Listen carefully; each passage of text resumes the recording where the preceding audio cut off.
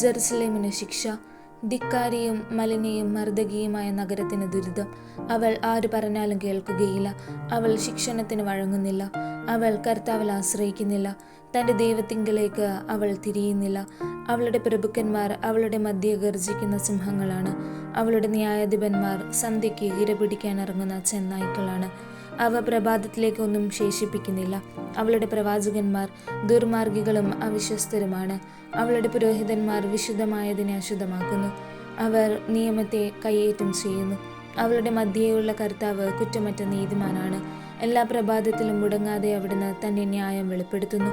എന്തെന്നാൽ നീതിരഹിതന് ലജ്ജ എന്തെന്ന് അറിഞ്ഞുകൂടാ.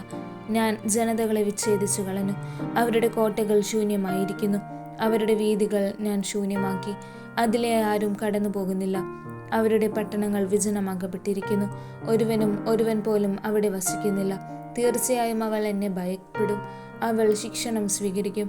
ഞാൻ അവളുടെ മേൽ വരുത്തിയ ശിക്ഷകൾ അവൾ കാണാതെ പോവുകയില്ല എന്ന് ഞാൻ പറഞ്ഞു. എന്നാൽ കൂടുതൽ ദുഷ്ടപ്രവർത്തികൾ ചെയ്യാൻ അവർ ഉത്സുകരായതേയുള്ളൂ. കർത്താവ് അരുളി ചെയ്യുന്നു, അതുകൊണ്ട് സാക്ഷ്യം വഹിക്കാൻ ഞാൻ വരുന്ന ദിവസം വരെ എന്നെ കാത്തിരിക്കുക. എൻ്റെ രോഷവും കോപാഗ്നിയും വർഷിക്കാൻ ജനതകളെയും രാജ്യങ്ങളെയും ഒരുമിച്ച് കൂട്ടാൻ ഞാൻ തീരുമാനിച്ചു കഴിഞ്ഞു. അസഹിഷ്ണുവായ എൻ്റെ ക്രോധാഗ്നിയിൽ ഭൂമി മുഴുവൻ ദഹിക്കും. രക്ഷയുടെ വാഗ്ദാനം.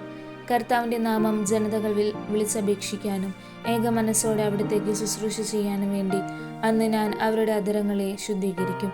എത്യോപ്യയിലെ നദികൾക്കപ്പുറത്ത് നിന്ന് എൻ്റെ അപേക്ഷകർ, എൻ്റെ ജനത്തിൽ നിന്ന് ചിതറിപ്പോയവരുടെ പുത്രിമാർ എനിക്ക് കാഴ്ചകൾ കൊണ്ടുവരും. നീ എന്നെ ധിക്കരിച്ച് ചെയ്ത പ്രവർത്തികൾ നിമിത്തം നിന്നെ ഞാൻ അന്ന് ലജ്ജിതനാക്കുകയില്ല. എന്തെന്നാൽ നിന്റെ മധ്യേ നിന്ന് വൻപ് പറയുന്ന അഹങ്കാരികളെ ഞാൻ നീക്കിക്കളയും. നീ എൻ്റെ വിശുദ്ധഗിരിയിൽ വെച്ച് ഒരിക്കലും അഹങ്കരിക്കുകയില്ല. ഞാൻ നിന്റെ മധ്യത്തിൽ വിനയവും എളിമയുമുള്ള ഒരു ജനത്തെ അവശേഷിപ്പിക്കും. അവർ കർത്താവിൻ്റെ നാമത്തിൽ അഭയം പ്രാപിക്കും. ഇസ്രായേലിൽ അവശേഷിക്കുന്നവർ തിന്മ ചെയ്യുകയില്ല, വ്യാജം പറയുകയില്ല. അവരുടെ വായിൽ വഞ്ചന നിറഞ്ഞ നാവുണ്ടായിരിക്കുകയില്ല. അവർ സുഖമായി മേയുകയും വിശ്രമിക്കുകയും ചെയ്യും. ആരും അവരെ ഭയപ്പെടുത്തുകയില്ല. സിയോൻ പുത്രി ആനന്ദഗാനം ആലപിക്കുക. ഇസ്രായേലെ ആർപ്പ് വിളിക്കുക. ജെറുസലേം പുത്രി പൂർണ്ണ ഹൃദയത്തോടെ സന്തോഷിച്ചുല്ലസിക്കുക. നിനക്കെതിരെയുള്ള വിധി കർത്താവ് പിൻവലിച്ചിരിക്കുന്നു. നിന്റെ ശത്രുക്കളെ അവിടുന്ന് ചിതറിച്ചിരിക്കുന്നു. ഇസ്രായേലിൻ്റെ രാജാവായ കർത്താവ് നിങ്ങളുടെ മധ്യേയുണ്ട്. നിങ്ങൾ ഇനിമേൽ അനർത്ഥം ഭയപ്പെടേണ്ടതില്ല. അന്ന് ജെറുസലേമിനോട് പറയും, സിയോനെ ഭയപ്പെടേണ്ട, നിന്റെ കരങ്ങൾ ദുർബലമാകാതിരിക്കട്ടെ. നിന്റെ ദൈവമായ കർത്താവ്, വിജയം നൽകുന്ന യോദ്ധാവ് നിന്റെ മധ്യേയുണ്ട്. നിന്നെക്കുറിച്ച് അവിടുന്ന് അതിയായി ആഹ്ലാദിക്കും. തൻ്റെ സ്നേഹത്തിൽ അവിടുന്ന് നിന്നെ പുനഃപ്രതിഷ്ഠിക്കും. ഉത്സവ ദിനത്തിൽ എന്ന പോലെ അവിടുന്ന് നിന്നെക്കുറിച്ച് ആനന്ദഗീതം ഉതിർക്കും. ഞാൻ നിന്നിൽ നിന്ന് വിപത്തുകളെ ദൂരീകരിക്കും. നിനക്ക് നിന്ദനമേൽക്കേണ്ടി വരികയില്ല. നിന്റെ മർദ്ദകരെയെല്ലാം അന്ന് ഞാൻ ശിക്ഷിക്കും. മുടന്തരെ ഞാൻ രക്ഷിക്കും. പുറന്തള്ളപ്പെട്ടവരെ ഞാൻ ഒരുമിച്ച് കൂട്ടും. അവരുടെ ലജ്ജയെ ഞാൻ സ്തുതിയും ഭൂമി മുഴുവൻ വ്യാപിച്ച കീർത്തിയുമാക്കും.